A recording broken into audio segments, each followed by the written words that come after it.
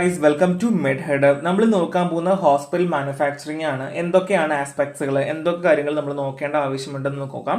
First one നമുക്ക് അറിയേണ്ടത് എന്താണ് ഹോസ്പിറ്റൽ മാനുഫാക്ചറിംഗ്, അല്ലെങ്കിൽ ഒരു ഹോസ്പിറ്റൽ മാനുഫാക്ചറിന്റെ ആവശ്യം എന്തെന്നാണ്.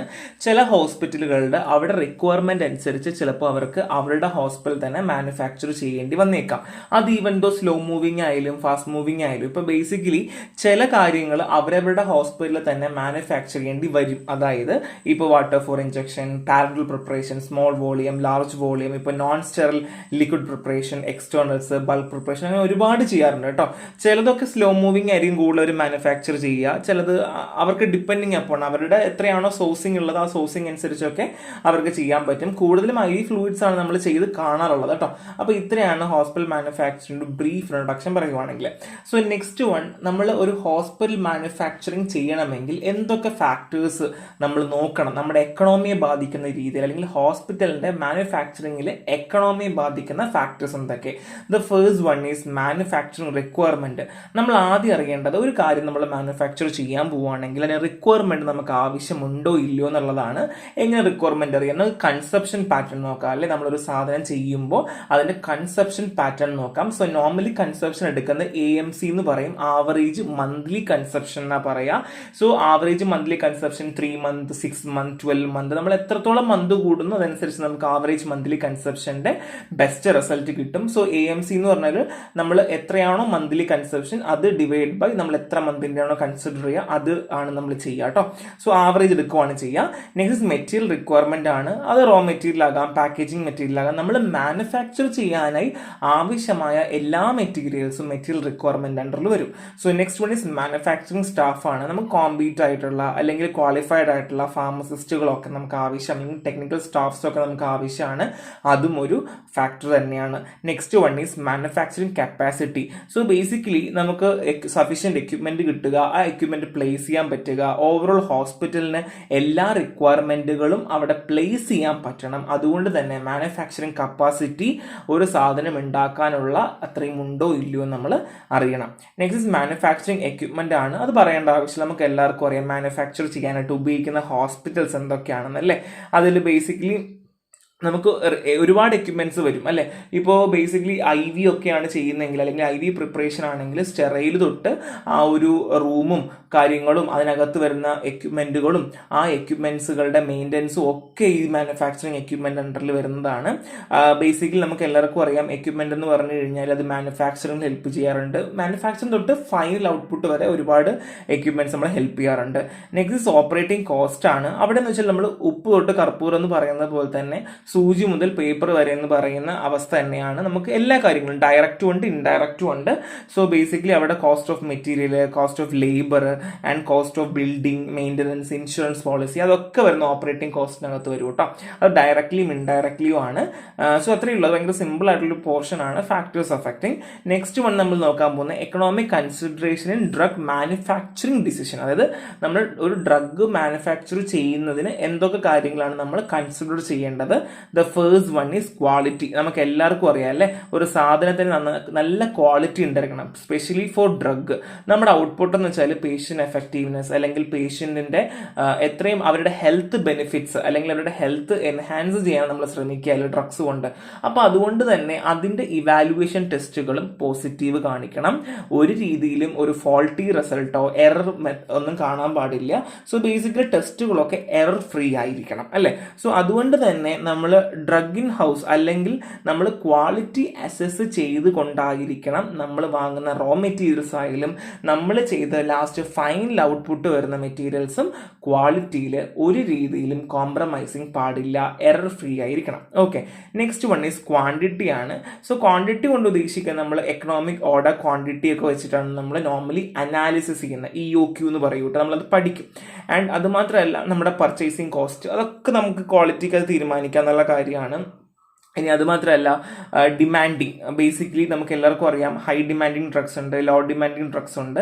സോ ഡിമാൻഡിങ് ഒക്കെ നോക്കിയിട്ടാണ് നമ്മൾ ക്വാണ്ടിറ്റി എപ്പോഴും നമ്മൾ തീരുമാനിക്കുക. Basically quantity in the sense നമ്മൾ എത്രത്തോളം ഡിമാൻഡിങ് ഉണ്ട് എന്നുള്ളത് നോക്കി നമ്മൾ മാനുഫാക്ചർ ചെയ്യുന്ന കാര്യമാണ് ക്വാണ്ടിറ്റിക്കകത്ത് വരുന്നത് കേട്ടോ. ഇതൊക്കെ നമുക്ക് അറിയുന്ന കാര്യമാണ്, ഇതിങ്ങനെ പറഞ്ഞു മാത്രം പോയാൽ മതിയായിരിക്കും. So next one is cost ആണ്. സോ ബേസിക്കലി കോസ്റ്റ് എന്ന് പറയുമ്പോൾ എന്തൊക്കെ കോസ്റ്റ് വരും?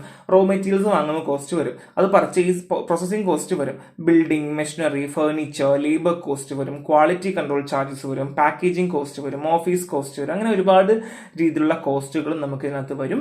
സോ നോർമലി നമ്മുടെ സാധനം മേടിച്ചത് മുതൽ ലാസ്റ്റ് ഫൈനൽ പ്രൊഡക്റ്റ് വരെ ആ കോസ്റ്റ് നമ്മൾ ഇതിനകത്ത് ഫാക്ടറാണ്.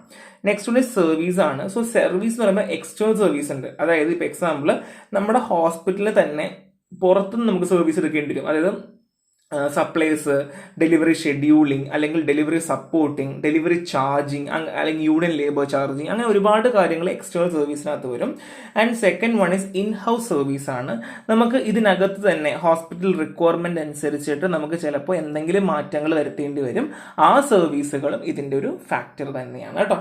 സോ നെക്സ്റ്റ് വൺ നമ്മൾ നോക്കാൻ പോകുന്നത് estimation of demand for manufacturing pharmaceutical products. അതായത് നമ്മൾ മാനുഫാക്ചറിങ് ഫാർമസ്യൂട്ടിക്കൽ പ്രൊഡക്ട്സുകളുടെ ഡിമാൻഡ് എങ്ങനെയാണ് എസ്റ്റിമേറ്റ് ചെയ്യേണ്ടത് എന്നുള്ളതാണ് കേട്ടോ. So first one is initiation of manufacturing. So manufacturing of sterile and non sterile pharmaceutical product in a hospital is undertaken if proven beneficial to the hospital. എപ്പോഴും ഒരു സാധനം manufacture ചെയ്യുമ്പോൾ നമ്മുടെ ഹോസ്പിറ്റലിന് അത് ബെനിഫിഷ്യൽ ആണോ അല്ലയോ എന്ന് തീരുമാനിച്ചതിന് ശേഷം മാത്രമേ നമ്മൾ എന്ത് ചെയ്യാൻ പാടുള്ളൂ? മാനുഫാക്ചറിങ് സ്റ്റാർട്ട് ചെയ്യാൻ പാടുള്ളൂ. And second one is centralised control. അതായത് നമ്മുടെ മെയിൻ ഹോസ്പിറ്റൽ ഫാർമസി സെന്ററിന് ഡയറക്ട്ലി മാനുഫാക്ചറിങ് പ്രോസസ്സിന് ഒരു കൺട്രോൾ ഉണ്ടായിരിക്കണം. The manufacturing process is the initiate under the control of the main hospital pharmacy centre. കാര്യം എന്താണ്? ഹോസ്പിറ്റൽ ഫാർമസിക്ക് ആവശ്യമായിട്ടുള്ള റിക്വയർമെന്റ് ആയിരിക്കണം അവിടെ മാനുഫാക്ചർ ചെയ്യേണ്ടത്. Next one is decision making authority. Hospital manufacturing യൂണിറ്റിന് സെപ്പറേറ്റ് ഒരു ഡിസിഷൻ മേക്കിംഗ് ഇല്ല.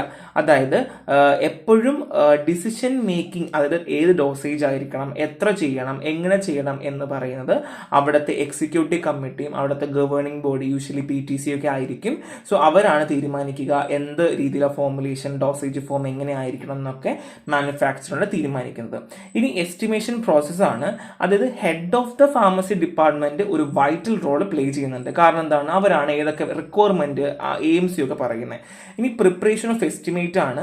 സോ നമ്മൾ ഏത് സാധനം ഉപയോഗിക്കണം, ഏത് പാക്കേജിംഗ് മെറ്റീരിയൽ ഉപയോഗിക്കണം, എത്ര മാൻ പവർ വേണം, ഇലക്ട്രിസിറ്റി എത്ര വേണം, വാട്ടർ റിക്വയർമെന്റ് എത്ര വേണം, മെഷീനറീസ് എത്ര വേണം തീരുമാനിക്കേണ്ടതും കാര്യങ്ങളും ഒക്കെ ഇവിടുത്തെ ഒരു governing body including pharmacy department ആയിരിക്കും. ഇനി ബഡ്ജറ്റ് പ്രിപ്പറേഷൻ ആണ്. സോ ബഡ്ജറ്റ് പ്രിപ്പറേഷൻ ബേസിക്കലി ഫാർമസിയുമായിട്ട് അധികം ബന്ധം വരുന്നില്ല. എന്നാൽ തന്നെയും അത് എസ്റ്റിമേറ്റ് ചെയ്യുന്നത് അവിടുത്തെ ഗവേണിംഗ് ബോഡി തന്നെ ഇൻക്ലൂഡിംഗ് അക്കൗണ്ട് സെഷൻസും കാര്യങ്ങളും ആയിരിക്കും.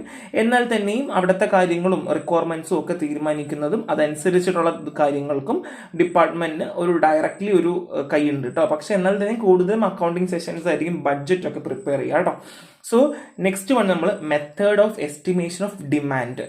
നമ്മൾ എങ്ങനെയാണ് ഡിമാൻഡ് അറിയുന്നത്, അല്ലെങ്കിൽ നമുക്ക് ഡിമാൻഡ് ഉണ്ടോ ഇല്ലയോ എന്ന് അറിയണമല്ലോ. നമ്മൾ എല്ലാം ഡിമാൻഡ് എന്ന് പറയുന്നുണ്ട്, പക്ഷെ ഇത് എങ്ങനെയാണ് ഡിമാൻഡ് എന്ന് അറിയാം? അപ്പം ഡിമാൻഡ് എന്നത് 2-3 ടെക്നിക്കലാണ്. The first one is judgement method. സത്യം പറഞ്ഞാൽ നമുക്ക് പറഞ്ഞാൽ ഈ കാര്യം ഭയങ്കര എളുപ്പമാണ്, നമ്മൾ ചെയ്യുന്ന കാര്യമാണ്, പക്ഷെ അതിനെ ഒന്ന് ഭംഗിക്ക് പേര് കൊടുത്ത് വെച്ചിട്ടുണ്ടെന്നുള്ളൂ കേട്ടോ. The first one is judgement method. അതായത് നമുക്കറിയാം എല്ലാത്തിനും ഒരു എക്സ്പേർട്സ് ഉണ്ടായിരിക്കും. അതേപോലെ ഫാർമസിയിൽ, ക്ലിനിക്കൽ ഡിപ്പാർട്ട്മെന്റിലൊക്കെ എക്സ്പേർട്സ് ഉണ്ടായിരിക്കുമല്ലോ.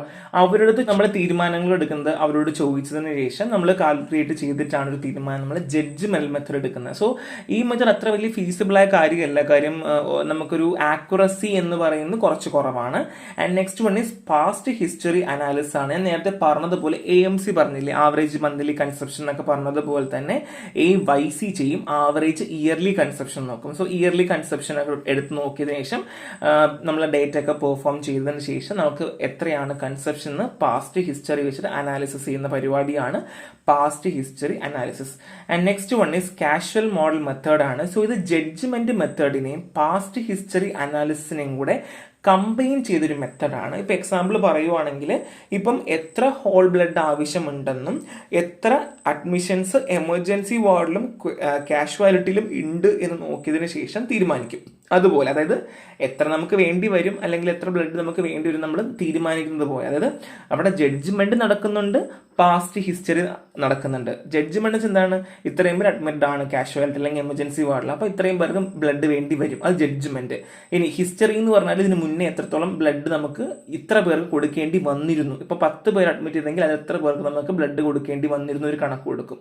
അങ്ങനെ നമ്മൾ അറിയുന്നതാണ് കാഷ്വൽ മോഡൽ മെത്തേഡ്. നമുക്ക് ഇത്രയും മനസ്സിലാക്കിയാൽ മതി, അധികം ഒന്നും മനസ്സിലാക്കണ്ട. സോ ജസ്റ്റ് ആ ഒരു എന്താണ് എൻ്റെ ഐഡിയ മാത്രം മനസ്സിലാക്കിയാൽ മതി. So next one is economic consideration of manufacturing in hospital. So എന്തൊക്കെ എക്കണോമിക്കൽ കൺസിഡറേഷൻസുകൾ നമ്മൾ നോക്കേണ്ട ആവശ്യമുണ്ടെന്ന് നോക്കണം. സോ ബേസിക്കലി ടോട്ടലി നമ്മൾ എസ്റ്റിമേറ്റ് ചെയ്യുന്നത്, ഞാൻ നേരത്തെ പറഞ്ഞതുപോലെ ഹോസ്പിറ്റലിൽ ലാഭം ഉണ്ടാവണം എന്നാൽ മാത്രമേ കാര്യമുള്ളൂ. അപ്പോൾ അവിടുത്തെ ഹെഡും അല്ലെങ്കിൽ അവിടുത്തെ ഗവേണിംഗ് ബോഡിയും തീരുമാനിക്കുന്നതാണല്ലോ ഏത് ഡോസേജ് ഫോം എങ്ങനെ കൊടുക്കണം എന്നുള്ളത്. സോ ഇവിടെ തന്നെ അസസ്മെന്റ് ചെയ്യുമ്പം ഇൻഡയറക്റ്റും അസസ്മെന്റ് നടത്തും, ഇൻഡയറക്റ്റും നടത്തും. കാരണം എന്നാൽ മാത്രമേ നമുക്ക് എന്ത് ചെയ്യാൻ പറ്റുള്ളൂ, പ്രൊഡക്ഷനിൽ എത്രത്തോളം നമുക്ക് ഹോസ്പിറ്റൽ ലാഭമുണ്ട് അല്ലെങ്കിൽ ആനുവൽ പ്രൊഡക്ഷൻ എങ്ങനെയായിരിക്കും എന്നൊക്കെ തീരുമാനിക്കാൻ പറ്റും. ഇനി ബഡ്ജറ്റ് എടുക്കുന്ന സമയത്ത് അല്ലെങ്കിൽ ഒരു ബഡ്ജറ്റ് നമ്മൾ തീരുമാനിക്കുമ്പോൾ എന്താ കാര്യം നോക്കണം, കോസ്റ്റ് ഓഫ് റോ മെറ്റീരിയൽ നോക്കണം, മാൻ പവർ ഇൻക്ലൂഡിങ് സാലറി നോക്കണം, ഡയറക്റ്റ് എക്സ്പെൻസ് ആയിട്ടുള്ള പാക്കേജിങ് മെറ്റീരിയൽ, ഇൻസ്ട്രുമെന്റ്സ്, അങ്ങനെയുള്ള കാര്യങ്ങൾ നോക്കണം. അപ്പോൾ ഇങ്ങനെയുള്ള കാര്യങ്ങൾ നോക്കുന്നതിൻ്റെ കൂടെ തന്നെ നമ്മൾ മാനുഫാക്ചറിങ് ഓവർ ഹെഡ്സ്, റിപ്പയർ ആകുന്നത്, എംപ്ലോയീസിന്റെ cost, electricity, sanitisation, quality control, laboratory supplies, vaccine, furniture, inter cost, നമ്മൾ പ്ലംബിംഗ് വരാം, office cost, printing, stationery, postage. അതായത് നമ്മൾ ഓൾറെഡി അസറ്റ് ആയിട്ട് വെച്ചതിന് ശേഷം അതിന്റെ കൂടെ എക്സ്ട്രാ വരുന്ന കാര്യങ്ങളില്ലേ, അങ്ങനെ ഇൻഡയറക്റ്റ് വരുന്ന എക്സ്പെൻസ്, പേപ്പർ വാങ്ങുക, മൊട്ടുപിന്ന് വാങ്ങുക, അങ്ങനെയുള്ള കാര്യങ്ങളൊക്കെ. പിന്നെ ടോട്ടൽ കോസ്റ്റ് നമ്മൾ എങ്ങനെ അറിയാന്ന് വെച്ചാൽ total cost is equal to cost divide by unit into number of unit cost. ഇതാണ് ഫോർമുല ജസ്റ്റ് മനസ്സിലാക്കി വെക്കാം. അങ്ങനെ ചോദിക്കില്ല, പക്ഷേ ചോദിക്കാൻ ചാൻസ് ഉണ്ടെങ്കിലോ, അപ്പോൾ അതുകൊണ്ട് ഫോർമുല നോക്കി വെക്കുക. സോ ഇതാണ് നമ്മൾ കോസ്റ്റ് നമ്മൾ അറിയുന്ന ഒരു എക്കണോമിക് കൺസിഡറേഷൻസ് വരുന്നത്. സോ ബഡ്ജറ്റിൽ ഡയറക്റ്റും ഇൻഡയറക്റ്റോട് ക്ലാസിഫൈ ചെയ്യുക, അതിനുശേഷം മാനുഫാക്ചറിങ് എങ്ങനെ, ഇൻഡയറക്റ്റ് എങ്ങനെ എന്നുള്ളത് മാത്രം മനസ്സിലാക്കിയാൽ മതി.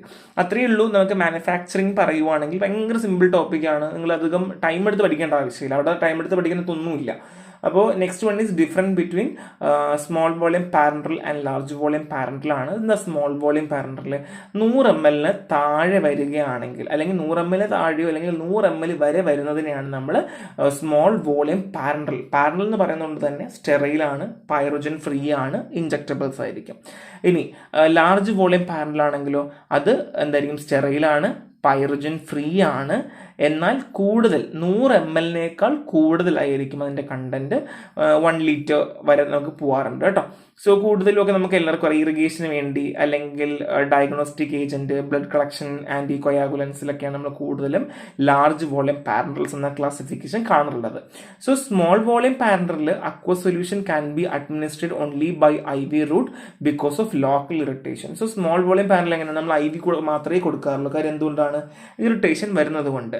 ഇനി ലാർജ് വോളിയം പാരന്റൽ ആണെങ്കിലോ ഇൻട്രയിലും കൊടുക്കാം, എക്സ്ട്രാ വാസ്കുലർ റൂട്ടിലും കൊടുക്കാം, ഡിപ്പെൻഡിങ് അപ്പോൺ കമ്പോസിഷൻ.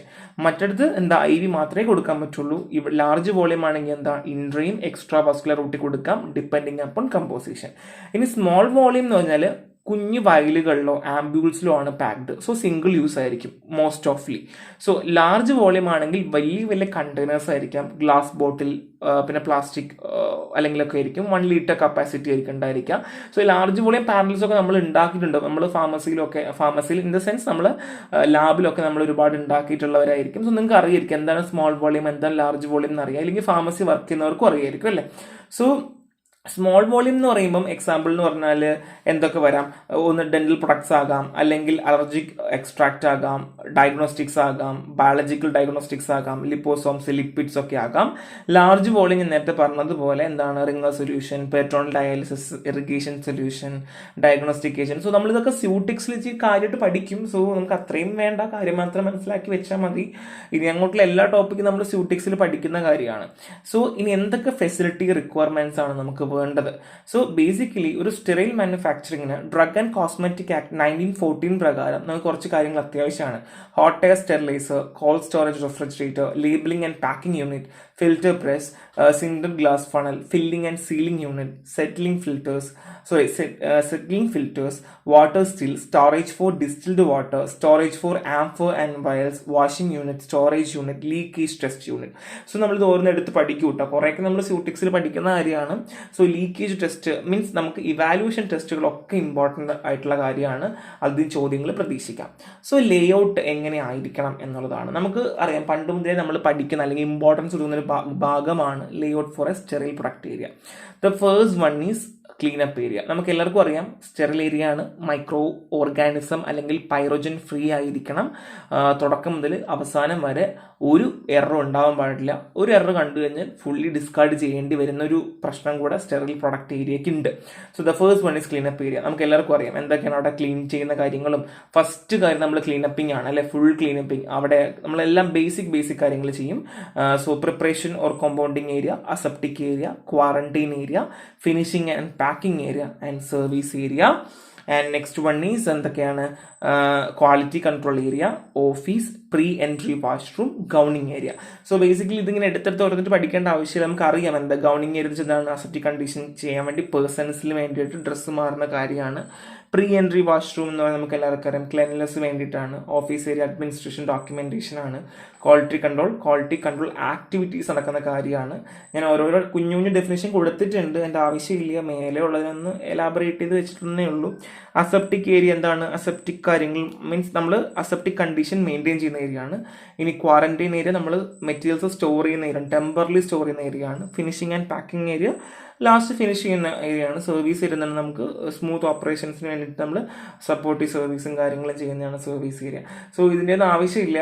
ഈ ഒരു ലേ ഔട്ട് നന്നായിട്ടൊന്ന് പഠിക്കുക. ഈ ലേ ഔട്ട് പഠിക്കുമ്പോൾ നിങ്ങളത് മനസ്സിലാക്കും. സോ ഓൾറെഡി ചില ആൾക്കാർക്ക് അറിയായിരിക്കും, കാര്യം അവർ ഡി ഫാമിനൊക്കെ പഠിച്ച പോർഷൻസ് ആണ് ഇതൊക്കെ. അതുകൊണ്ട് ഭയങ്കര സിമ്പിൾ ഭാഗമാണ്. So next is ideal requirement or desirable property four parental. ഒരു പാരന്റൽ എങ്ങനെയായിരിക്കണം, നമ്മൾ ഓൾറെഡി പറഞ്ഞ കാര്യമാണ്. ഒന്ന് സ്റ്റെറൈൽ ആയിരിക്കണം, പൈറോജൻ ഫ്രീ ആയിരിക്കണം, ഐസോട്ടോണിക് ആയിരിക്കണം. നമ്മുടെ ബോഡി ഫ്ലൂയിഡ്സുമായിട്ട് ഈക്വൽ ഐസോട്ടോണിസിറ്റി മെയിൻറ്റെയിൻ ചെയ്യണം. ക്ലാരിറ്റി ഉണ്ട്, ടർബിഡ് ആകാൻ പാടില്ല, കോയാഗുലേറ്റ് ഒന്നും ചെയ്യാൻ പാടില്ല. എല്ലാം പ്ലസന്റ് ആയിട്ടുള്ള colour means non coloured clear ആയിരിക്കണം. പാർട്ടിക്കിൾ ഫ്രീ ആയിരിക്കണം. ഒരു ഫോറിൻ ബോഡീസോ ഒന്നും അതിനകത്ത് പാടില്ല. ആൻഡ് നെക്സ്റ്റ് വൺ കെമിക്കൽ ഇൻട്രൻസ് ആണ്. സോ കെമിക്കലി ഇനേർട്ട് ആയിരിക്കണം. അതായത് നമുക്ക് എന്തെങ്കിലുമൊക്കെ ബുദ്ധിമുട്ടുകളോ അല്ലെങ്കിൽ ഇൻറ്റഗ്രിറ്റിക്ക് എന്തെങ്കിലുമൊക്കെ ഫോർമുലേഷനിലൊക്കെ മാറ്റം വന്നു കഴിഞ്ഞാൽ, മെയിൻറ്റെയിൻ ചെയ്യാതെ വന്നു കഴിഞ്ഞാൽ ഇത് ബോഡിക്ക് ഒരുപാട് ദൂഷ്യവശങ്ങൾ ഉണ്ടാക്കും യൂസ് ചെയ്യുന്ന പേഷ്യൻറ്റിന്. ഫിസിക്കൽ ആൻഡ് കെമിക്കൽ സ്റ്റെബിലിറ്റി ആണ്. സോ ബോത്ത് ഓഫ് നമുക്കറിയാം ഷെൽഫ് ലൈഫിനൊക്കെ ഒരുപാട് എൻഹാൻസ് ചെയ്യുന്ന പ്രോപ്പർട്ടീസ് ആണ് ഫിസിക്കൽ കെമിക്കൽ സ്റ്റെബിലിറ്റി. സോ അത് നിർബന്ധമായിട്ട് നോക്കിയിരിക്കണം. And non toxic and non irritant. So നമ്മൾ ഇതെല്ലാം പറഞ്ഞതിൻ്റെ കൂടെ തന്നെ നമ്മൾ ഉപയോഗിക്കുന്നത് അഡ്വേഴ്സ് എഫക്റ്റുകളോ നോൺ ഇറിറ്റന്റോ നോൺ ടോക്സിക്കോ ഒക്കെ ആയിരിക്കേണ്ട ഫോർമുലേഷൻസ് ആണ്. അതുകൊണ്ട് തന്നെ അതിൻ്റെ അത്രയും പ്രിക്കോഷൻസും കെയറുകളും നമ്മൾ എടുക്കേണ്ട ആവശ്യമുണ്ട്. സോ നെക്സ്റ്റ് വൺ എയർ ഫ്ലോയുടെ കാര്യമാണ്. സോ അത് ഭയങ്കര സിമ്പിൾ കാര്യമാണ്. എങ്ങനെയാണ് ഒരു പാരലൽ പ്രിപ്പറേഷൻ ആയിരിക്കേണ്ടത് നമുക്ക് എല്ലാവർക്കും അറിയാന്നുള്ളതാണ്, അത് എടുത്ത് പറയേണ്ട ആവശ്യമില്ല. So next one is laminar air flow ആണ്. സോ ലാമിനാർ എയർ ഫ്ലോ എന്ന് പറഞ്ഞാൽ നമ്മുടെ ഈ അസെപ്റ്റിക് ഏരിയയിലേക്ക് അല്ലെങ്കിൽ നമ്മുടെ ഈവൻ ഈ ഒരു സ്റ്റെറൈൽ മാനുഫാക്ചറിങ് ഏരിയയിലേക്ക് എയർ പാസ് ചെയ്യുന്നത് ഹെപ്പ ഫിൽറ്റേഴ്സ് വഴിയാണ്. ഹൈ എഫിഷ്യൻസി പെർട്ടിക്കുലേറ്റ് എയർ വഴിയിട്ടാണ്. എന്തിനു വേണ്ടിയിട്ടാണ്? കണ്ടാമിനേഷൻ ഫ്രീ ആക്കണം, നമ്മുടെ സ്റ്റെറൈൽ സൈക്കിൾസിനെ ഒന്നും ബാധിക്കാൻ പാടില്ല. സോ രണ്ട് തരത്തിലാണ് ലാമിനാർ എയർ ഫ്ലോ നമുക്ക് സിസ്റ്റം അല്ലെങ്കിൽ ലാമിനാർ ഫ്ലോ സിസ്റ്റം ഉള്ളത്. The first one is vertical laminar flow. അതായത് എയർ വെർട്ടിക്കലി ആയിരിക്കും വരിക, ടോപ്പ് ടു ദ ബോട്ടം ആയിരിക്കും പോവുക. ഞാൻ ഫോട്ടോ ഉണ്ട് കാണിച്ചു തരാം. And next one is horizontal laminar air flow. അതായത് ഹൊറിസോണ്ടലി ആയിരിക്കും എന്ത് ചെയ്യുക, ഈ എയർ കടന്നു പോകുന്നത്. നമുക്ക് ഫ്രണ്ടിൽ നിന്ന് നമ്മുടെ മുഖത്തേക്ക് അടിക്കുന്ന രീതിയിലായിരിക്കും വരിക. മുഖത്തേക്ക് എന്നല്ല, നമ്മുടെ നേർക്കായിരിക്കും ആ എയർ വരിക കേട്ടോ. സോ ബേസിക്കലി നമ്മുടെ എൻവയോൺമെന്റ് കൺട്രോളിൽ അസെപ്റ്റിക് കണ്ടീഷൻസ് മെയിൻറ്റെയിൻ ചെയ്യാൻ വേണ്ടിയിട്ടാണ് നമുക്ക് ഈ ലാമിനാർ എയർ ഫ്ലോയ്ക്ക് ഉപയോഗം വരുന്നത് കേട്ടോ. അതുകൊണ്ട് കൺഫ്യൂസ്ഡ് ആയി പോകണ്ട, എല്ലാവരും പഠിച്ച കാര്യമാണ്, ഇത് അറിയാന്നുള്ള കാര്യമാണ്. സോ കുറച്ച് ഇമ്പോർട്ടൻറ്റ് പോയിന്റ്സ് അറിയേണ്ടതുണ്ട്. So air velocity in A laminar flow system is typically around 100 feet per minute. ഈ ഒരു പോയിന്റ് മറന്നു പോകരുത്. ഈ ഒരു ചാപ്റ്ററിൽ ഈ ഒരു പോയിന്റ് മാത്രമേ പഠിക്കാനുള്ളൂ, വേറൊന്നും പഠിക്കാനില്ല. ബാക്കിയൊക്കെ നിങ്ങൾക്ക് കേട്ടിരിക്കുക എന്നുള്ളതാണ്. കണ്ടാമിനേഷൻ ഉണ്ടാവാൻ പാടില്ല. എയർ ഫ്ലോ എന്ന് പറയുന്നത് ഇവിടെ ഉണ്ടാവുന്ന പാർട്ടിക്കിൾസിനെ എല്ലാം റിമൂവ് ചെയ്യണം. സോ അതുമാത്രമല്ല നമുക്ക് എല്ലാവർക്കും അറിയാം ഈ എയർ ഫ്ലോ എന്ന് പറഞ്ഞാൽ എക്സലന്റ് എൻവയോൺമെന്റ് കണ്ടീഷൻ മെയിൻറ്റെയിൻ ചെയ്യാൻ പറ്റുന്ന തരത്തിലും ആയിരിക്കണം. നമുക്ക് ആകെപ്പെടെ 100 feet/minute ആയിരിക്കണം എന്നേ ഉള്ളൂ. ഈ ഹൊറിസോണ്ടൽ വെർട്ടിക്കൽ ഉണ്ടോ, ഹൊറിസോണ്ടൽ ഉണ്ടോ, നേരെ വരിക, നമ്മുടെ മുഖത്തോട് നേരെ വരിക. വെർട്ടിക്കൽ മേലെ നിന്ന് താഴേക്കാണ് പോവുക. ഇതാണ് രണ്ടിനും ഡിഫറൻസ് വരിക. അപ്പോൾ അതുകൊണ്ട് കൺഫ്യൂസ്ഡ് ആയി പോകരുത് കേട്ടോ. So addictive use in parallel injection. So ഇത് നമ്മൾ എവിടെ പഠിക്കും? സ്യൂട്ടിക്സിൽ കാര്യമായിട്ട് പഠിക്കും. The first one is vehicle ആണ്. നമുക്ക് എല്ലാവർക്കും അറിയാം പലതരത്തിലുള്ള വെഹിക്കിൾ ഉപയോഗിക്കാറുണ്ട്. അക്വസ് വെഹിക്കിൾ ഉപയോഗിക്കാറുണ്ട്, ഓയിലി വെഹിക്കിൾ ഉപയോഗിക്കാറുണ്ട്. അക്വസ് ആണെങ്കിൽ water for injection, dextrose injection, saline solution ഉപയോഗിക്കാറുണ്ട്. നോൺ അക്വസ് ആണെങ്കിൽ പീനട്ട് ഓയിൽ, ഒലിവ് ഓയിൽ ഒക്കെയാണ്. പിന്നെ വാട്ടർ മിസിബിൾ വെഹിക്കിൾ ഉണ്ട്, ഈഥൈൽ ആൽക്കഹോൾ, ഗ്ലിസറിൻ. സോ നമുക്കറിയാം ഈഥൈൽ ആൽക്കഹോളൊക്കെ ഉപയോഗിക്കുകയാണെങ്കിൽ ഭയങ്കര പെയിനാണ്, ഒരു രക്ഷയില്ലാത്ത പെയിനാണ്. അപ്പോൾ അതുകൊണ്ട് മനസ്സിലാക്കുക, 3 aqueous vehicle, non aqueous vehicle and water miscible vehicle ആണ്. 2 പറഞ്ഞത്, സോറി, വാട്ടർ മിസിബിൾ വെഹിക്കിളും കൂടെ ഉണ്ട് കേട്ടോ. ആൻഡ് നെക്സ്റ്റ് വൺ ഈ സോലുബിലൈസിങ് ഏജന്റ് ആണ്. സോ പ്യുവർലി സോലുബിൾ ആയിട്ടുള്ള സാധനങ്ങളെ സോലുബിലൈസ് ചെയ്യാൻ വേണ്ടി ഹെൽപ്പ് ചെയ്യുന്നുണ്ട് സോലുബിലൈസിങ് ഏജന്റ്. എക്സാമ്പിൾ ട്വീൻസ്, പോളിസോർബിറ്റേറ്റ്സ് ആണ്. നെക്സ്റ്റ് വൺ ഈ സ്റ്റെബിലൈസേഴ്സ് ഓർ ആന്റി ഓക്സിഡൻസ് ആണ്. ഓക്സിഡേഷനെ പ്രിവെന്റ് ചെയ്യുകയാണ് ചെയ്യുക. ടോക്കോഫെറോൾസ്, BHT, BHA ഒക്കെയാണ് എക്സാമ്പിൾ. ഈ എക്സാമ്പിളൊക്കെ പഠിച്ചു കേട്ടോ, കാരണം നമുക്ക് സ്യൂട്ടിക്സിലൊക്കെ യൂസ് വരുന്ന കാര്യമാണ്. നെക്സ്റ്റ് വൺ ഈസ് ബഫർ ആണ്. pH മെയിൻറ്റെയിൻ ചെയ്യാനാണ്. നമ്മൾ ഓർഗാനിക് കെമിസ്ട്രിയിൽ ബഫർ എന്താണ്, ആസിഡ് എന്ന് പഠിച്ചതാണ്. And example phosphate buffer, acetate buffer ഒക്കെയാണ് example. Next one is antimicrobial agent ആണ്. പേര് പറയണ്ടല്ലോ, അത് മൈക്രോബിയൽ കണ്ടാമിനേഷൻ കുറയ്ക്കുക, അത് ബാക്ടീരിയോസ്റ്റാറ്റിക് ഫംഗിസൈഡ് ഏജന്റ് ഒക്കെയാണ് നമ്മൾ ഏറ്റവും കൂടുതൽ അധികമായിട്ട് യൂസ് ചെയ്യുക. നെക്സ്റ്റ് ഇസ് ടോണിസിറ്റി കോൺട്രിബ്യൂട്ടേഴ്സ് ആണ്. ടോണിസിറ്റി മെയിൻറ്റെയിൻ ചെയ്യുക, ഐസോടോണിസിറ്റി മെയിൻറ്റെയിൻ ചെയ്യുക. Sodium chloride, borax, boric acid, dextrose ഒക്കെയാണ് എക്സാമ്പിൾ വരിക. And next one is wetting agent ആണ്. ട്വീൻ, സോർബിറ്റാൽ ഒക്കെയാണ് എക്സാമ്പിൾ വെറ്റിംഗ് ഏജന്റ് കേട്ടോ. Suspending agent acacia, methyl cellulose, emulsifying agent lecithin. So ഇവിടെ നിന്ന് ചോദ്യം വരില്ല, കാര്യം സ്യൂട്ടിക്സിൽ നല്ല ഗംഭീരമായിട്ട് പഠിക്കുന്നുണ്ട്, അവിടെ നിന്നേ ചോദ്യം വരുള്ളൂ. ജസ്റ്റ് മനസ്സിലാക്കിയെന്ന് വെച്ചാൽ നിങ്ങൾക്ക് അവിടെ എത്തുമ്പോൾ നിങ്ങൾക്ക് എളുപ്പമുണ്ടായിരിക്കും. ഇത് തന്നെ ആയിരിക്കും വരിക കേട്ടോ. സോ എന്തൊക്കെയാണ് various stages involving in manufacturing of parental or sterile dosage form? എങ്ങനെയൊക്കെയാണ് നോക്കിയാലോ. The first one is washing, cleaning, container closure and equipment. അത് നമ്മൾ എന്താ ചെയ്യേണ്ടത്? നമ്മൾ കയറുന്നതിന് മുന്നേ നമ്മൾ ഈ എല്ലാ സംഭവങ്ങളും പാത്രമൊക്കെ കഴുകിക്കില്ല, ആ പരിപാടി തന്നെ. അതേപോലെ ക്ലോഷർ, കണ്ടെയ്നേഴ്സ്, എക്യുപ്മെന്റ് എല്ലാം ക്ലീൻ ചെയ്യുക. Next one is weighing and dispensing of material. നമുക്ക് ആവശ്യമായ റോ മെറ്റീരിയൽ പ്രിസൈസ് ആയിട്ട് നമ്മൾ എന്ത് ചെയ്യുക, മെഷർ ചെയ്യുക. Next one is compounding and preparing. എന്താ കോമ്പൗണ്ട് ചെയ്ത് പ്രിപ്പയർ ചെയ്യുക. ആൻഡ് ഫിൽട്രേഷൻ, പെർട്ടിക്കുലർ മാറ്റേഴ്സ് ഒക്കെ ഉണ്ടെങ്കിൽ നമുക്ക് റിമൂവ് ചെയ്യേണ്ട ഫിൽട്രേഷൻ ചെയ്യുക. നെക്സ്റ്റ് ഫില്ലിംഗ് പ്രോസസ്സ്, നമ്മൾ കണ്ടാമിനേഷൻ ഒന്നും ഇല്ലാതെ പ്രിസൈസ് ആയിട്ട് ആക്യുറേറ്റ് എമ്മലിൽ ഫില്ല് ചെയ്യുക. Next sealing of the container, seal ചെയ്യുക. സീൽ തന്നെ ഒരുപാട് ഉണ്ട് കേട്ടോ, പുൾ സീലിംഗ്, അങ്ങനെ ഒരുപാട് സീലിംഗ്സ് ഒക്കെ ഉണ്ട് കുഞ്ഞ് ആംബ്യൂൾസ് ഒക്കെ ആണെങ്കിൽ. നെക്സ്റ്റ് സ്റ്റെറിലൈസേഷൻ, എന്താ നമ്മൾ സ്റ്റെറിലൈസ് ചെയ്യുക, ഓട്ടോക്ലേവിങ് ചെയ്യാം. സോ എന്താണ് നമുക്ക് ബെസ്റ്റ് മെത്തേഡ് അപ്പോൾ നമുക്ക് വേണ്ടത്, ആ മെത്തേഡിൽ നമ്മൾ എന്ത് ചെയ്യുക, സ്റ്റെറിലൈസ് ചെയ്യുക എന്നുള്ളതാണ്. നെക്സ്റ്റ് വൺ നമ്മൾ നോക്കേണ്ടത് ലേബിളിംഗ് ആൻഡ് പാക്കിംഗ്. നമ്മൾ പറയുന്ന സ്റ്റാൻഡേർഡ്സിൽ നമ്മൾ ലേബിൾ ചെയ്യുക, പാക്ക് ചെയ്യുക. Next one is batch wise evaluation ആണ്. സോ ഇവാലുവേറ്റ് എഫിഷ്യൻസി ഒക്കെ ഉണ്ടോ, നമ്മൾ പറയുന്ന സ്റ്റാൻഡേർഡ്സ് ഒക്കെ ഉണ്ടോ നമ്മൾ ചെക്ക് ചെയ്യുക. നെക്സ്റ്റ് ഈസ് ഇവാലുവേഷൻ ടെസ്റ്റിൽ ലീക്കേജ് ടെസ്റ്റ് ചെയ്യാം, ക്ലാരിറ്റി ടെസ്റ്റ് ചെയ്യാം, സ്റ്റെറിലിറ്റി ടെസ്റ്റ് ചെയ്യാം, പൈറോജൻ ടെസ്റ്റ് ചെയ്യാം. സോ ഈ ടെസ്റ്റുകൾ നമ്മൾ ഓരോന്ന് എടുത്ത് പഠിക്കും കേട്ടോ. ഇതാണ് ഇമ്പോർട്ടൻസ് വരിക. ഇത്രയും പറഞ്ഞത് വലിയ ഇമ്പോർട്ടൻ്റ് ആയ കാര്യമില്ല, നമുക്ക് എല്ലാവർക്കും അറിയാവുന്ന കാര്യമാണ്, ബേസിക് കാര്യങ്ങളാണ്. അത് നമ്മൾ എടുത്തെടുത്ത് വീണ്ടും പറയേണ്ട ആവശ്യമില്ല. സോ നോക്കാൻ പോകുന്ന ലീക്കേജ് ടെസ്റ്റ് ആണ്, ഒരു ഇമ്പോർട്ടൻറ്റ് ടെസ്റ്റ് ആണ്. നമ്മുടെ കോളേജിലൊക്കെ നമ്മളെല്ലാം ചെയ്തിട്ടുള്ള ടെസ്റ്റ് ആയിരിക്കും leakage test. So leakage test എങ്ങനെയാണ് ചെയ്യാന്ന് വെച്ചാൽ, നമ്മൾ ഒരു വയലോ ആംബ്യൂളിൻ്റോ ലീക്കേജ് ഉണ്ടോ, നമ്മൾ സീൽ ചെയ്തിൽ എന്തെങ്കിലും പ്രശ്നമുണ്ടോ നമ്മൾ നോക്കാം. സോ എങ്ങനെയാണ് ചെയ്യുന്നത്? ആദ്യം നമ്മൾ ഈ വയലിനെയോ അല്ലെങ്കിൽ ആംബ്യൂളിനെയോ നമ്മൾ വേക്കം ചേംബറിനകത്ത് വെക്കുവാണ് ചെയ്യുക. അതിലേക്ക് 1% methylene blue dye solution add ചെയ്തിട്ടുണ്ടായിരിക്കും. സോ നമ്മുടെ കോളേജിൽ നമ്മൾ ചെയ്തത് ഈ മെത്തിലിൻ സൊല്യൂഷൻ ഉണ്ടായിരിക്കും, അതിലേക്ക് മുക്കി വെക്കുകയാണ് ചെയ്യുക. മുക്കി വെച്ചിട്ട് എത്രത്തോളം വെള്ളം കയറുന്നുണ്ടോ, അകത്ത് ആ സൊല്യൂഷൻ ബ്ലൂ കളർ വരുന്നുണ്ടോ നമ്മൾ നോക്കാം. സോ നമ്മൾ ക്ലിനിക്കലി അല്ലെങ്കിൽ നമ്മൾ ഈ ഫാർമസ്യൂട്ടിക്കലി ചെയ്യുന്ന സമയത്ത് നമ്മൾ എന്താ ചെയ്യുക, വേക്കം ചേംബറിനകത്താണ് ചെയ്യുക. അതിനുശേഷം നമ്മൾ വേക്കം എക്സ്പോസ് ചെയ്യും. നമ്മൾ ഈ സാമ്പിളിലേക്ക് വേക്കം കൊടുക്കും, ഒരു 10 മിനിറ്റ് അല്ലെങ്കിൽ 20 മിനിറ്റ് കൊടുക്കും. അത് ഡിപ്പെൻസിങ് ആണ് സ്റ്റാൻഡേർഡ്സിൻ്റെ. നമുക്ക് ഒരു 10 മിനിറ്റ് കൊടുക്കുമ്പം നമുക്ക് അറിയാൻ പറ്റും ഇതിനകത്ത് ഈ മെത്തിലിൻ ബ്ലൂ കേറിട്ടുണ്ടെന്ന്. മെത്തിലിൻ ബ്ലൂ കേറിട്ടുണ്ടെങ്കിൽ എന്താണ് അർത്ഥം? അത് ലീക്കേജ് ടെസ്റ്റ് ഫെയിൽ ആണ് അല്ലേ. അപ്പോൾ നമ്മൾ കമ്പയർ ചെയ്യണം, ഇതിന് മുന്നേ ഉണ്ടെന്ന കളറും ഇപ്പോൾ വന്ന കളറും കൂടെ നമ്മൾ കമ്പയർ ചെയ്യുക. ഇനി ലീക്കേജ് ഉണ്ട് എന്നുണ്ടെങ്കിൽ, അതായത് അകത്ത് കളർ ചേഞ്ച് കാണുന്നുണ്ട് എന്നുണ്ടെങ്കിൽ അതിനർത്ഥം ലീക്കേജ് ടെസ്റ്റ് ഫെയിലാണ്. ഇനി ലീക്കേജ് ഇല്ല, കളറൊന്നും ഇല്ല എന്നുണ്ടെങ്കിൽ ദാറ്റ് മീൻസ് പാസ് എന്നാണ് അർത്ഥം. സോ ഇതാണ് ടെസ്റ്റ്. ഞാൻ അതിനെ ഡിഫറെൻ്റ് ആയിട്ട് കൊടുത്തേ ഉള്ളൂ, ബേസിക് ഐഡിയ ഇതാണ് കേട്ടോ. Next clarity test. So clarity test നമ്മൾ എന്താ ചെയ്തുകൊണ്ടിരുന്നത്, നമ്മൾ സാധനം എടുക്കുന്നു, ഒന്ന് കറക്കുന്നു, അതിനുശേഷം നമ്മൾ ബ്ലാക്ക് ബാക്ക്ഗ്രൗണ്ട് നോക്കും, എന്നിട്ട് നമ്മൾ എന്താ ചെയ്യുക, അതിലെന്തെങ്കിലും വിസിബിൾ മാറ്റേഴ്സ് കാണാൻ പറ്റുന്നുണ്ടോ എന്നാണ് നമ്മൾ നോക്കുക. സോ ഒബ്ജക്റ്റീവ് പറയുവാണെങ്കിൽ എന്തെങ്കിലും പാർട്ടിക്കിൾ മാറ്റേഴ്സ് ഉണ്ടോ എന്നറിയാൻ വേണ്ടിയിട്ടാണ് നമ്മൾ ക്ലാരിറ്റി ടെസ്റ്റ് ചെയ്യുന്നത്. സോ അതെന്താ ചെയ്യുക, നമ്മൾ കണ്ണുകൊണ്ട് കാണുകയാണ് ചെയ്യുക, കണ്ണുകൊണ്ട് നോക്കിയിട്ടാണ് ചെയ്യുക. അപ്പോൾ ബ്ലാക്കും വൈറ്റും ബാക്ക്ഗ്രൗണ്ടിൽ നമ്മൾ നോക്കും, ബ്രൈറ്റ് ലൈറ്റിലാണ് നമുക്ക് ഇൻസ്പെക്ട് ചെയ്യുക. സോ നമ്മൾ എന്താ ചെയ്യുക വെച്ചാൽ ഈ ഇതിനകത്ത് ഫ്ലൂയിഡ് ഉണ്ടാവുമല്ലോ, അതിന് നമ്മൾ എന്ത് ചെയ്യും, ഒന്ന് കറക്കുന്ന സെൻസ് നമ്മൾ ചുറ്റും അത് ഇങ്ങനെ കലങ്ങുമല്ലോ. എന്നിട്ട് നമ്മൾ എന്താ ചെയ്യുക, ഇതിലെന്തെങ്കിലും മാറ്റേഴ്സ് ഉണ്ടോ എന്നുള്ളത് നമ്മൾ വൈറ്റ് ബാക്ക്ഗ്രൗണ്ടിലും ബ്ലാക്ക് ബാക്ക്ഗ്രൗണ്ടിലും മാറ്റി വെച്ച് നോക്കും. അതിലെന്തെങ്കിലും പെർട്ടിക്കുലർ മാറ്റേഴ്സ് കാണുന്നുണ്ടോ നമ്മൾ നോക്കും. അങ്ങനെയാണ് ചെയ്യുക. സോ ഇതിൽ ഉണ്ട് എന്നുണ്ടെങ്കിൽ ദാറ്റ് മീൻസ് ഫെയിൽ എന്നാണ് അർത്ഥം. സോ എന്ത് പാർട്ടിക്കിൾസ് ഒന്നും പാടില്ല കേട്ടോ. ഇതാണ് ക്ലാരിറ്റി ടെസ്റ്റ് എന്ന് പറഞ്ഞാൽ. So next one is sterility test ആണ്. So sterility test 2-3 type methods ഉണ്ട്. സോ സ്റ്റെറിലൈറ്റ് ടെസ്റ്റ് നമ്മൾ എന്തിനാണ് ചെയ്യുന്നത്, അത് മൈക്രോ ഓർഗാനിസം ഉണ്ടോ അല്ലെങ്കിൽ മൈക്രോബ്സ് ഉണ്ടോ, ഈ മൈക്രോബ്സ് ഒക്കെ ഉണ്ട് അല്ലെങ്കിൽ സ്പോർസ് ഒക്കെ ഉണ്ടെന്നുണ്ടെങ്കിൽ ഓട്ടോമാറ്റിക്കലി നമുക്കത് അൺഫേവറബിൾ ആണ്, നമുക്കത് ഉപയോഗിക്കാൻ പറ്റത്തില്ല. സോ അതെങ്ങനെ ചെയ്യാന്ന് വെച്ചാൽ the first one is direct inoculation method. അതായത് നമുക്ക് എല്ലാവർക്കും അറിയാം, ബാക്ടീരിയാസിന് നല്ലൊരു ന്യൂട്രീഷൻ മീഡിയ ഉണ്ടെങ്കിൽ, നല്ലൊരു ന്യൂട്രീഷൻ ഫ്ലൂയിഡ് ഉണ്ടെങ്കിൽ നന്നായിട്ട് വളരും. ഇപ്പോൾ എക്സാമ്പിൾ നിങ്ങൾ ബ്രെഡ് പുറത്ത് വയ്ക്കുവാണ്, 2 ദിവസം കഴിയുമ്പോൾ മോൾഡ് വരാറുണ്ട്. അതെന്തുകൊണ്ടാണ്, ഈ ഫംഗസിനായാലും അതിനൊക്കെ വളരാൻ നല്ലൊരു മീഡിയമാണ്. ഇപ്പോൾ നിങ്ങൾ ചിക്കൻ പുറത്ത് വയ്ക്കുക, 2 ദിവസം വെച്ചിരിക്കുക, 3 ദിവസം എന്ത് ചെയ്യും, അത് പൂപ്പൽ പിടിക്കും. അപ്പോൾ അതുപോലെ അതിന് നല്ല മീഡിയം ഉണ്ട്. അപ്പോൾ അതേപോലെ നമ്മൾ എന്താ ചെയ്യാൻ, ടെസ്റ്റ് ചെയ്യാൻ പോവാണ്. ഡയറക്റ്റ് ഇനാക്കുലേഷൻ മെത്തഡാണ്. പെട്രി ഡിഷ് എടുക്കുക, അതിലേക്ക് നമ്മൾ സ്റ്റെറൈൽ ന്യൂട്രിയൻ അഗർ മീഡിയം ചെയ്യുക. നമ്മൾ മൈക്രോ കൾച്ചറൊക്കെ ചെയ്യുന്ന മെത്തേഡാണിത് കൂടുതലും.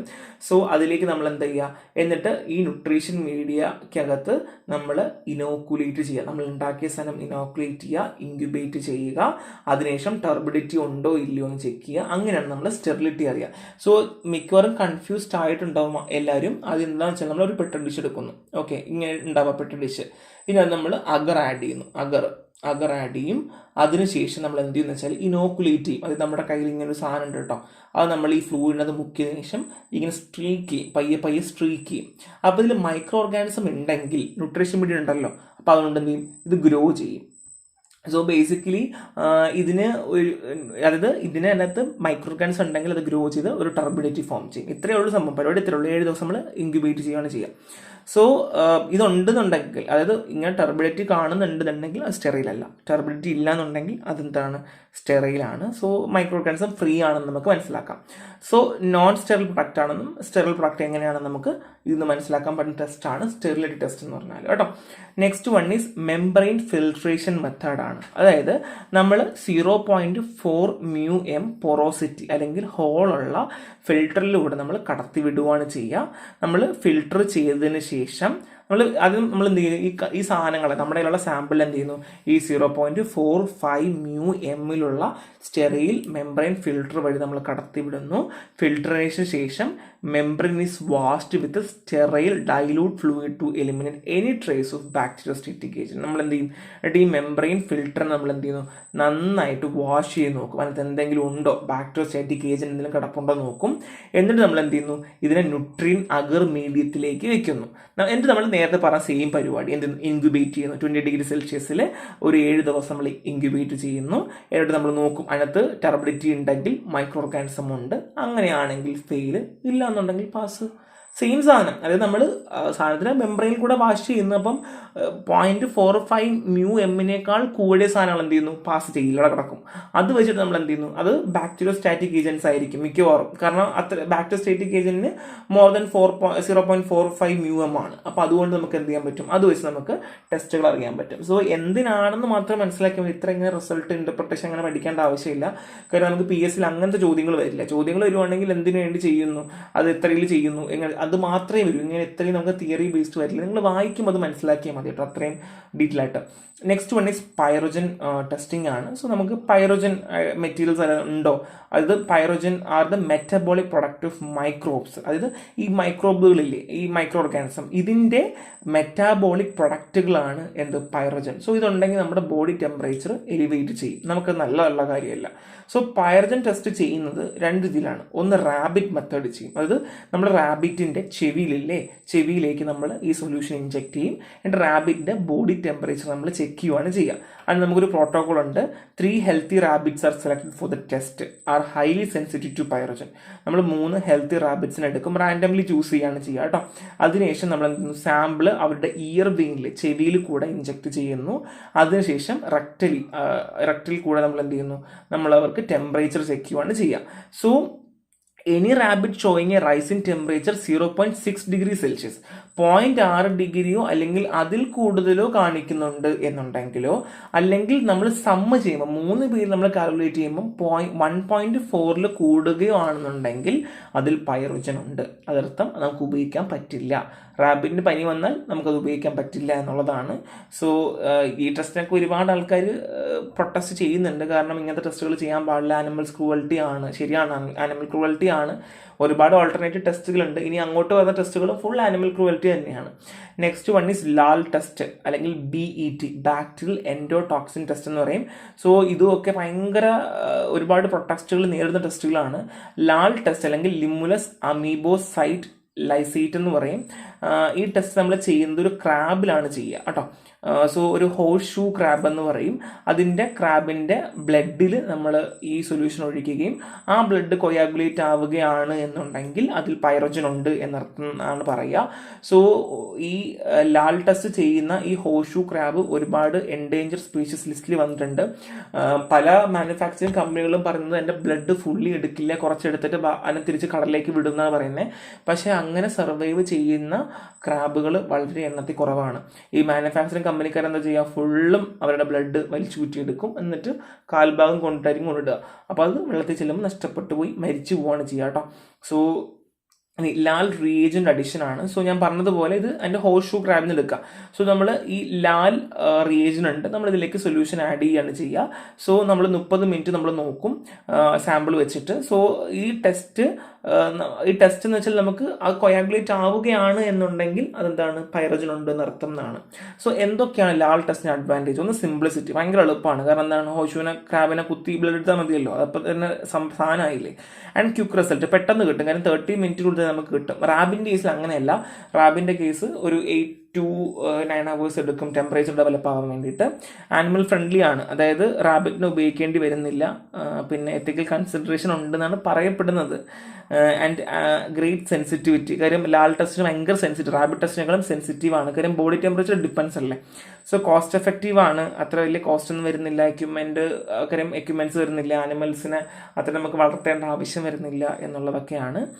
സോ അത്രയേ ഉള്ളൂ, അധികമൊന്നും പറയാനില്ല ടെസ്റ്റുകൾ. Next is procurement of stores in hospital. എങ്ങനെയാണ് നമ്മൾ പ്രൊക്യൂർ ചെയ്യേണ്ടത് ഹോസ്പിറ്റലിൽ? സോ നമ്മൾ എപ്പോഴും PTC ആണ് തീരുമാനിക്കുക കേട്ടോ, അല്ലെങ്കിൽ എക്സിക്യൂട്ടീവ് കമ്മിറ്റി ഗവേണിംഗ് ബോർഡിന് തീരുമാനിക്കുക എന്തൊക്കെയാണ് പ്രൊക്യൂർ ചെയ്യേണ്ടത്, എന്തോ കാര്യങ്ങളാണ് നമ്മുടെ ഓപ്പറേഷന് വേണ്ടിയിട്ട് നമുക്ക് പ്രൊക്യൂർ ചെയ്യേണ്ടതെന്ന് അവരാണ് തീരുമാനിക്കുക, നമ്മളല്ല തീരുമാനിക്കുക. സോ ടൈപ്പ് ഓഫ് പർച്ചേസ് എന്ന് പറഞ്ഞാൽ നമ്മളതിൻ്റെ ക്ലാസിഫിക്കേഷൻ ചെയ്യുന്നുണ്ട്. So the first one is vendor selection. So ആരാണ് എടുക്കേണ്ടത്, അല്ലെങ്കിൽ ഏറ്റവും ബെസ്റ്റ് റെക്കോർഡുകൾ, അല്ലെങ്കിൽ ഏറ്റവും നന്നായിട്ട് നമുക്ക് കിട്ടുക, അല്ലെങ്കിൽ നമ്മൾ വിചാരിക്കുന്ന അനുസരിച്ചുള്ള റിക്വയർമെൻറ്റ്സ് നമുക്ക് കിട്ടും എന്ന് ഉറപ്പുള്ളവരാണ് നമ്മൾ വെൻഡറിൽ നമ്മൾ സെലക്ട് ചെയ്യുക കേട്ടോ. സോ ഇതൊക്കെ ബേസിക് നമുക്ക് എല്ലാവർക്കും നല്ല കാര്യങ്ങളാണ്. മെത്തേഡ് ഓഫ് പർച്ചേസിങ് ഇവിടെ ഇമ്പോർട്ടൻ്റ് ആണ്. ഡയറക്റ്റ് പർച്ചേസിങ് ഉണ്ട്. സോ ഡയറക്റ്റ് പർച്ചേസ് എന്ന് വെച്ചാൽ നമ്മൾ ഡയറക്റ്റ്ലി എന്ത് ചെയ്യുന്നു, ഹോൾസെയിലേഴ്സിൽ നിന്നോ മാനുഫാക്ചറേഴ്സിൻ്റെ കയ്യിൽ നിന്നോ നമ്മൾ ഡയറക്റ്റ്ലി വാങ്ങുന്നു. Next is quotation. നമ്മൾ എന്താ ചെയ്യുക, നമ്മൾ ഇയർലി വെൻഡേഴ്സിനെ സെലക്ട് ചെയ്യുന്നത് കൊട്ടേഷൻ കൊടുത്തിട്ടായിരിക്കും. കൊട്ടേഷൻസ് നമുക്ക് വിളിച്ച് ടെൻഡറൊക്കെ വിളിച്ച് നമുക്ക് ചെയ്യാം. Next one is emergency purchase. നമുക്ക് പെട്ടെന്നൊരു ആവശ്യം വരുന്നു, നമുക്ക് ഹോസ്പിറ്റൽ ഓപ്പറേഷൻ നിൽക്കും തോന്നുവാണെങ്കിൽ എമർജൻസി പർച്ചേസ് ചെയ്യാം. ആൻഡ് ഇത്രയേ ഉള്ളൂ. ഇത് ഇത്രയും എളുപ്പമാണ്, ഭയങ്കര എളുപ്പമാണ്. ഇതാണ് പ്രൊക്യൂർമെൻറ്റ് എങ്ങനെയാണ്, ഡിസിഷൻ മേക്കിംഗ് അതുകൊണ്ട് നമുക്ക് ഉണ്ട്, അത് PTC ആണ്. സോ സെൻട്രലൈസ്ഡും ഉണ്ട് ഡീസെൻട്രലൈസ്ഡും ഉണ്ട് പ്രൊക്യൂർമെൻറ്റ് തീരുമാനം. നമുക്ക് പറയാം അത് ടൈപ്പ് ഓഫ് പർച്ചേസ് എന്ന് പറഞ്ഞു കഴിഞ്ഞാൽ വെൻഡർ സെലക്ഷൻ ആണ്. സോ ക്ലാസിഫിക്കേഷൻ ഓഫ് ഐറ്റം നമുക്കറിയാം, മെഡിസിൻസ്, എക്യുപ്മെന്റ്സുകൾ, അങ്ങനെ ഒരുപാട് പർച്ചേസ് നടത്താറുണ്ട്. സോ മെത്തഡ് ഓഫ് പർച്ചേസിങ്ങിൽ direct purchase, quotations, emergency purchase ആണ് വരിക, 3 സോ ഇനി എന്തൊക്കെയാണ് നമ്മൾ പ്രൊക്യൂർമെന്റ് ചെയ്യുമ്പോൾ കൺസിഡർ ചെയ്യേണ്ടത്? സോ റെപ്യൂട്ടഡ് ആയിരിക്കണം. പിന്നെ അതുമാത്രമല്ല, പർച്ചേസിങ് ടീം അവർ നന്നായിട്ട് നോക്കി ഇവാലുവേറ്റ് ചെയ്ത് ഡിസിഷൻ മേക്ക് ചെയ്തതിന് ശേഷം മാത്രമേ എന്ത് ചെയ്യാൻ പാടുള്ളൂ, പർച്ചേസിങ് നമ്മൾ ചെയ്യാനായിട്ട് പാടുള്ളൂ. ഇനി 2 മെത്തേഡുകളാണ് നമ്മൾ പർച്ചേസിംഗിൽ ഉള്ളത്. The first one is centralised purchasing method and second one is decentralising purchase method. So centralised purchasing മെത്തേഡിൽ പറയുന്നത് എൻറ്റയർ ആയിട്ടുള്ള കാര്യങ്ങൾ, എൻറ്റയർ ഹോസ്പിറ്റൽ പർച്ചേസ്മെൻറ്റ് നടത്തുന്നത് എന്തിലൂടെയാണ്? സെൻട്രലൈസ്ഡ് പർച്ചേസ് കമ്മിറ്റിയുടെ തീരുമാനം അനുസരിച്ചിട്ടായിരിക്കും. ഓക്കെ, ഇനി the head of the each department list the requirement of the respective area. അതായത് ഡിപ്പാർട്ട്മെന്റുകൾ ലിസ്റ്റ് ചെയ്യും എന്തൊക്കെയാണ് അവർക്ക് ആവശ്യമുള്ളതെന്ന്. These list are forward to the centralised purchasing committee. ഇതിന് എന്ത് ചെയ്യുന്നു? സെൻട്രലൈസ്ഡ് പർച്ചേസിംഗ് കമ്മിറ്റിക്ക് കൊടുക്കുന്നു. കമ്മിറ്റി റിവ്യൂ ചെയ്യുന്നു, സാങ്ഷൻ ചെയ്യുന്നു, പർച്ചേസ് ചെയ്യുന്നു. അതിനുശേഷം copy of the list are distribute to stakeholders, purchasing committee, auditing department, vendor, store hospital administration, governing body. അതായത് നമ്മൾ എന്ത് ചെയ്യുന്നു, ഇപ്പോൾ എക്സാമ്പിൾ നമ്മുടെ വീട്ടിൽ ഒരുപാട് സാധനങ്ങൾ വാങ്ങാണ്ട് മാസത്തിൽ നമ്മൾ സാധനങ്ങൾ വാങ്ങാൻ ലിസ്റ്റ് പ്രിപ്പയർ ചെയ്യുന്നു. അത് നമ്മുടെ അച്ഛനോ അമ്മയോ പോയി വാങ്ങുന്നു. അതാണ് centralised purchasing method. Second one is decentralised purchasing method. ഇവിടെ എന്താണ്, അതാത് ഡിപ്പാർട്ട്മെന്റുകൾക്ക് ആവശ്യമുള്ള സാധനങ്ങൾ അവർ തന്നെ പർച്ചേസ് ചെയ്യുന്നു. അതിനുശേഷം ഇതിന്റെ ബിൽസുകൾ ഓഡിറ്റിംഗ് കമ്മിറ്റി അല്ലെങ്കിൽ പർച്ചേസിംഗ് കമ്മിറ്റീനെ അറിയിക്കുകയും എത്തിക്കുകയും ചെയ്യുകയാണ് ചെയ്യുക. അത് ഓട്ടോണമസ് ബോഡി ആയിട്ട് നിൽക്കും. അവർ തന്നെയാണ് കീപ്പ് ചെയ്യുക, ബിൽസ് എല്ലാം കീപ്പ് ചെയ്യുക, അവർ തന്നെയായിരിക്കും കാര്യങ്ങളും ചെയ്യുക. സോ സെൻട്രലൈസ്ഡ് വെച്ചാൽ എല്ലാം അവർക്ക് ആവശ്യമുള്ള ലിസ്റ്റിങ് ഒരു സെൻട്രലൈസ്ഡ് പർച്ചേസിംഗ് കമ്മിറ്റി കൊടുക്കുന്നു, അവർ തീരുമാനിക്കുന്നു. ഡീസെൻട്രലൈസ് എന്നാണ്, അതായത് ഡിപ്പാർട്ട്മെന്റുകൾ തീരുമാനിക്കുന്നു എന്നുള്ളതാണ്. ആ ഒരു ഡിഫറൻസ് മാത്രമേ ഉള്ളൂ. സോ നേരത്തെ പറഞ്ഞ സെയിം കാര്യം തന്നെയാണ്. So decentralised purchasing method definition വെച്ചാൽ decentralised purchasing occurs where individual department handle their own procurement. നേരത്തെ പറഞ്ഞ സെയിം കാര്യം കേട്ടോ, വേറെ വ്യത്യാസമൊന്നുമില്ല. ഡിസിഷൻ അവർ തന്നെ എടുക്കുന്നത്, ആ ഒരു കാര്യം മാത്രമാണ്. സോ നെക്സ്റ്റ് ആൻഡ് ഫൈനൽ ഇതാണ് non sterile manufacturing of tablet. So നമുക്കറിയാം ഇത് നമ്മൾ ടാബ്ലറ്റിൻ്റെ ചാപ്റ്ററിൽ പഠിക്കും. സോ ജസ്റ്റ് പറഞ്ഞു പോകുന്നവരോട് ഒറ്റ പേജ് തീർക്കുകയാണ് ചെയ്യുന്നത്. സോ നമുക്കറിയാം പൗഡർ മിക്സർ വേണം, ഡിസിൻറ്റിഗ്രേറ്റർ വേണം, ഗ്രാനുലേറ്റർ വേണം, ഓവൻ വേണം, ടാബ്ലറ്റ് മെഷീൻ, സിംഗിൾ പഞ്ച് അല്ലെങ്കിൽ റോട്ടറി മെഷീൻസ് ആവശ്യമാണ്. സോ ബേസിക്കലി നമുക്കറിയാം ടാബ്ലറ്റ് നമ്മൾ ഉണ്ടാക്കിയിട്ടുള്ളതാണ്. നമ്മൾ സാമ്പിൾ എടുക്കുന്നു, സീവ് ചെയ്യുന്നു, അതിനെ മാസാക്കുന്നു, അതിനുശേഷം മൈക്രോവനിൽ വെച്ച് ചൂടാക്കുന്നു, അതിനുശേഷം നമ്മൾ വീണ്ടും പൊടിക്കുന്നു, പൊടിച്ചതിന് ശേഷം പഞ്ചിലേക്ക് വെക്കുന്നു, പഞ്ച് എന്ത് ചെയ്യുന്നു, അതനുസരിച്ച് ഗ്രാനുൾസ് ഫോം ചെയ്തിട്ട് നമ്മൾ എന്ത് ചെയ്യുന്നു, അതിനെ പഞ്ചിലേക്ക് വയ്ക്കുന്നു, അത് പഞ്ച് എന്ത് ചെയ്യുന്നു, ഉണ്ടാക്കുന്നു. ഇതാണ് പ്രൊസീജിയർ. നമുക്ക് ആ ഒരു പ്രൊസീജിയർ ആവശ്യമായ എക്യുപ്മെന്റ്സുകൾ ഏതൊക്കെയാണ് എന്നുള്ളതാണ് powder mixer, disintegrator, granulator, oven and tablet machines ആണ്. സോ ബേസിക്കലി നമ്മളിത് ടാബ്ലറ്റിന്റെ ചാപ്റ്റർ പഠിക്കും. അപ്പം നമുക്ക് കൂടുതൽ പഠിക്കാം, ഇപ്പം അത്രയും പഠിക്കേണ്ട ആവശ്യമില്ല. പിന്നെ ടാബ്ലറ്റ് കൗണ്ടർ, കോട്ടിംഗ് പാന്, എക്സോ സിസ്റ്റം, പോളിഷിംഗ് പാൻ, ഹീറ്റർ ഒക്കെയാണ് ആവശ്യമുള്ളത്. സോ ഇത്രയേ ഉള്ളൂ, ഭയങ്കര സിമ്പിളാണ്. ഈ ഒരു ചാപ്റ്റർ എൻഡിൽ തീർന്നു. നമുക്ക് ബേസിക് ആയിട്ട് ഫോക്കസ് ചെയ്യുന്നത് സ്റ്റെറൈലിൻ്റെ പ്രിപ്പറേഷൻ നന്നായിട്ട് ഫോക്കസ് ചെയ്യുക. അത് ഇത്ര ഇമ്പോർട്ടൻ്റ് ആണ്, ഭയങ്കര ഇമ്പോർട്ടൻ്റ് ആണ്. ഞാൻ പറയുന്ന മെയിൻ പോയിന്റുകൾ മാത്രം പഠിക്കാനേ നിങ്ങൾ സമയം എടുക്കാവൂ, അല്ലാതെ എടുക്കരുത്. കാര്യം എന്താണ്, ഭയങ്കര സിമ്പിളാണ്, എല്ലാവർക്കും അറിയുന്നൊരു കാര്യമാണ്, അതധികം ഒന്നും ഇല്ല. അപ്പോൾ നെക്സ്റ്റ് ഇതാണ്. ബൈ.